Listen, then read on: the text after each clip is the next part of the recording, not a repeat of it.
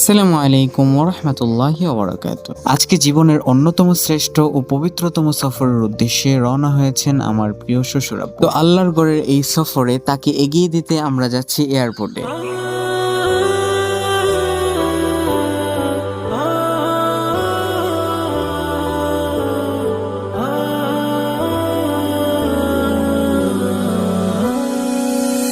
আমি মাঝে মাঝে আনমনা শুধু তোমার মাঝে ডুবে আমি মাঝে মাঝে আনমনা আর তোমার প্রেমে ডুবে আমি মাঝে মাঝে আনমনা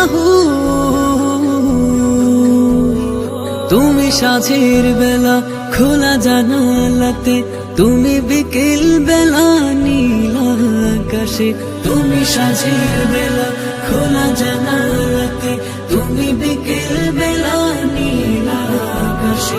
সব কল্পনা আল্পনা জুড়ে শুধু তুমি, স্বপ্ন জুড়ে অথৈ।